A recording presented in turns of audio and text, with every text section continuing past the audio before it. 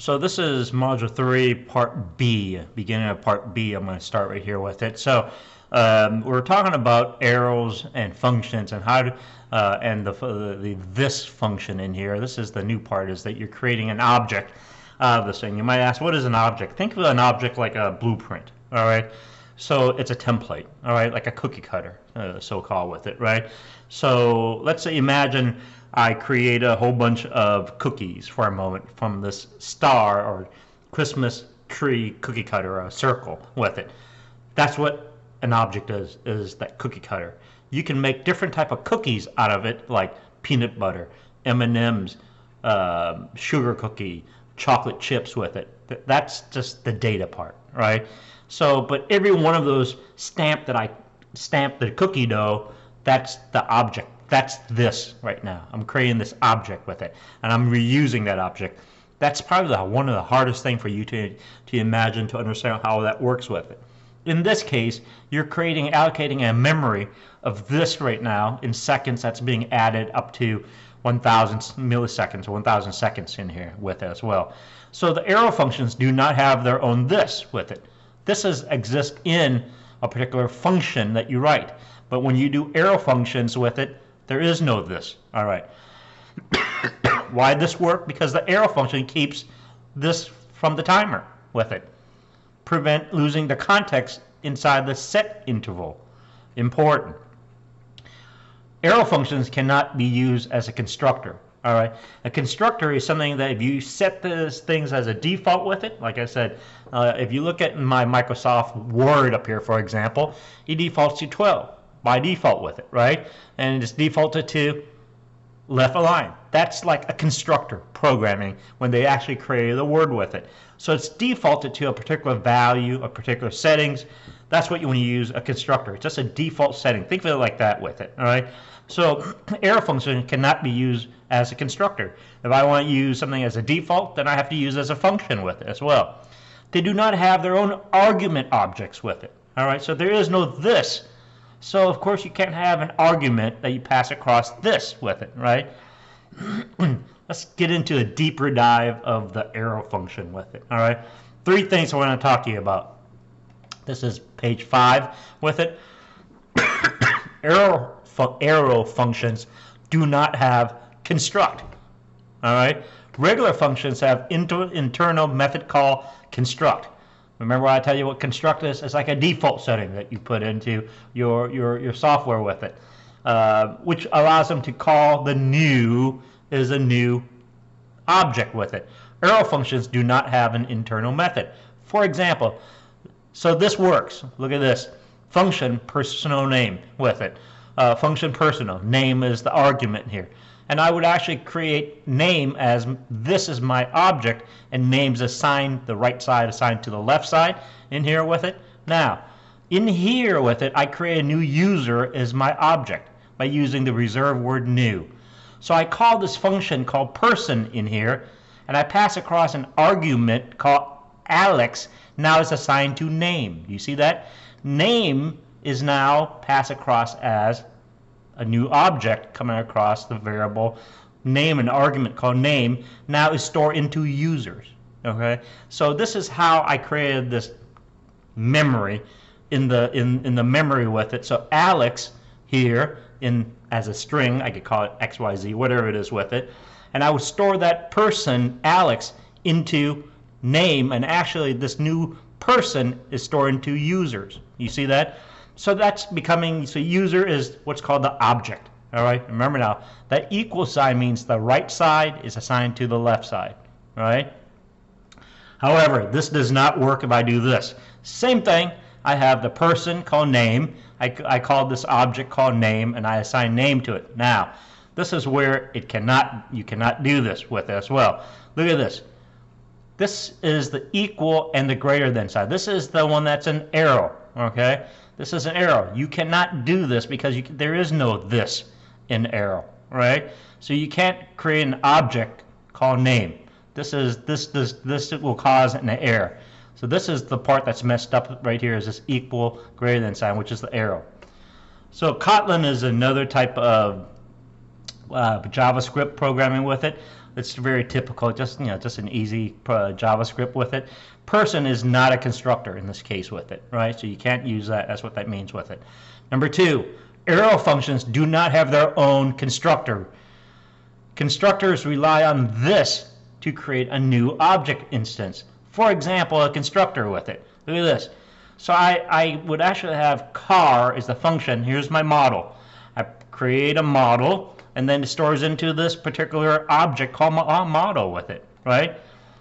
So to do this function, and you can actually do this in a constant called car, you create a new object called my car, and you pass in as Toyota now is added to the object right here. So JavaScript creates a new empty object by doing the word new, right? Just new. This is all what's considered as the arrow. Sets this to that object. So points to this. Just think of it like a pointer with it, right? Returns that object with it. But the arrow function do not bind its own this. Inherit this from the surrounding scope. Remember what scope is? Scoping is your variable local? Is your variable global? That's the scope of that variable. Is it within that particular arrow, or is it within that function? It cannot create a new instance. Okay. These are the test questions, the exercises that you need to know. This is part of the notes with it. Point number 3. Arrow functions do not have a prototype. Now, constructor is basically it's a default value that you set, but a prototype in real life is what? A prototype is an example, a mock sample of a particular object. Let's say I hold this remote control, for example. Before anything that we looked at that is mass produced, they have to create a prototype, right? To test it, to all the stuff with it. Well, prototype properties in here with it. Let's talk about that. Here's a function called test. How do I know it's a function? Left and right parentheses. I'm going to output the console log. I'm going to do what's the methods called prototype. So this test function, same name, is actually being used as an object right now with it, right? So I pass across is what? That's called function name. Look at this, left and right curly bracket is basically empty right now, right? For this function right now. And I just pass across whatever it is, and basically it's empty, right? How do we convert that to an arrow function with it? Look at this. This will work in a function. If we look at this in an arrow function with it, we do the same thing here, but the difference is we cannot use the equal greater than sign to actually point to the content of those arrows with it. And we output this is going to give us an error, right?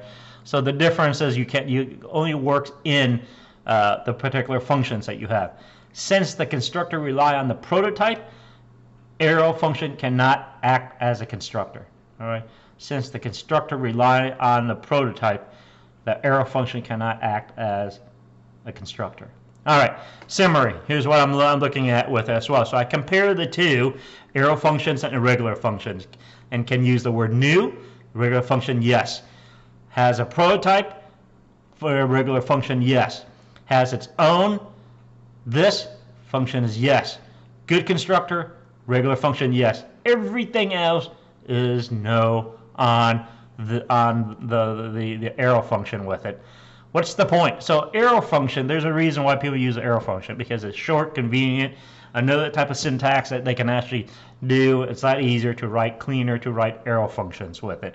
Short callback, short function, callback, function programming pattern with it as well. They are not designated as object constructor with it. All right.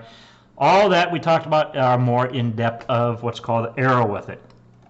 Now, come over here and let's look at your destructing and your allows the unpacking value of your arrays with it. I'm at 9 minutes and 25 seconds. So let's look at an array. Arrays, let me give you a data type. Well, the data type array is basically everything. Let's say think of it like a can of tennis balls. All the balls in there has to be the same. Everything, all the data type has to be the same. You can't have a baseball, a tennis ball, a soccer ball. That's not the same data type, right? So you gotta have all the same data type. And everything about arrays is that every array starts with some sort of position. Arrays start counting at the value of 0. elements, all right? So I want you to start thinking about arrays, positions with it. And so if you look at this right here, constant color, and the square brackets is what defines as the array with it. This is element is position, or element is 0, 1, 2. In here as well. So if you've got constants in this as primary, secondary, and here's color, you're passing in color right now into each one of these arrays with it. All right.